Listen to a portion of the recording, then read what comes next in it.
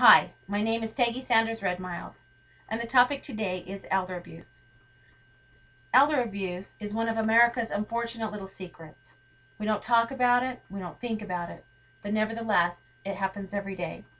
For example, a 55-year-old woman who threatens her elderly mother with a placement in a rest home if she doesn't buy her a car. Or envision a 30-year-old man who befriends a widow who is feeling lonely, down, and depressed.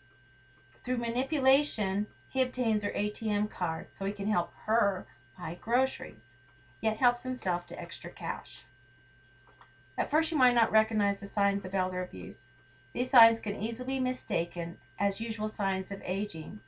In fact, many signs and symptoms of elder abuse do overlap the symptoms of mental deterioration. However, that doesn't mean that these warning signs should be dismissed. The World Health Organization defines elder abuse as a repeated act or lack of appropriate actions occurring within a relationship where there is an expectation of trust, which causes harm and distress to the older person. In the United States, each state has their own definition of elder abuse. Definitions of abuse generally include physical abuse, sexual abuse, financial exploitation, psychological abuse, and neglect. I created a chart because I was curious to find out who was doing the abusing. In the creation of this chart, I found outstanding that 47% of the abuse was done by their own children, while 19% was done by their own spouses. Okay, we're going to go into the signs and symptoms of elder abuse. Physical and emotional abuse. Unexplained injuries such as bruises, welts, and scars, especially if they appear symmetrically on one side of the body. Broken bones, sprains, and dislocations. Broken glasses and frames. Signs of being restrained by a rope on their wrists and on their ankles. With emotional abuse, there will be a refusal to allow you to be alone with the elderly person. There will be threatening and belittling and witness controlling behavior. Indications of emotional abuse from the elder that mimics dementia, such as rocking, sucking, and mumbling to oneself. Sexual abuse. Unexplained vaginal or anal bleeding, stained or bloody clothing, bruises around the breasts and genitals. Unexplained venereal disease and genital infections. Neglect by caregivers. It will be unsafe living conditions with faulty electrical wiring, no heat, no running water, and broken windows. You'll see weight loss and malnutrition. Untreated physical problems such as bed sores. The person is dirty, has long nails and matted hair, living in filth for days. Dirty bed clothing. Reports of being mistreated.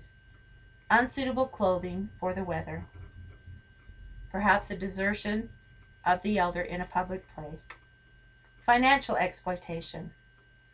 Theft of items missing in the elder's home and household.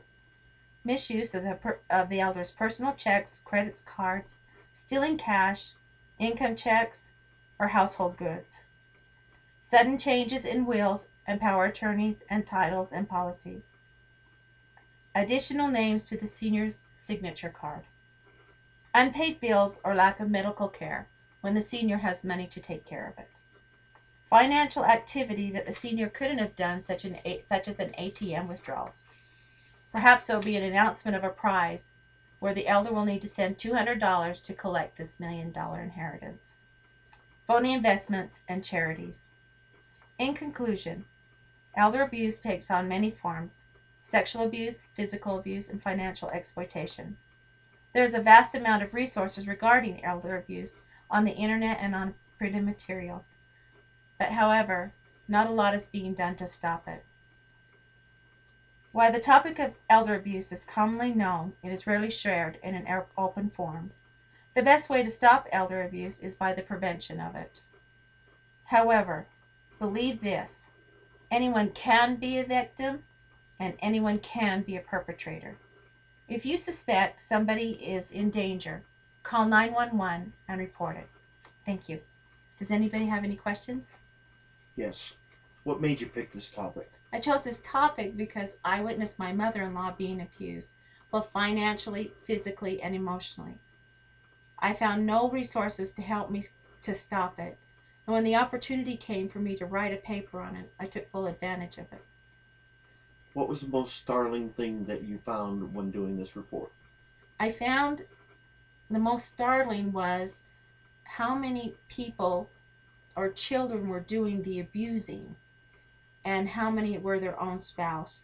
In my personal opinion, I would have thought that it would have been in a care center, not done by their own family.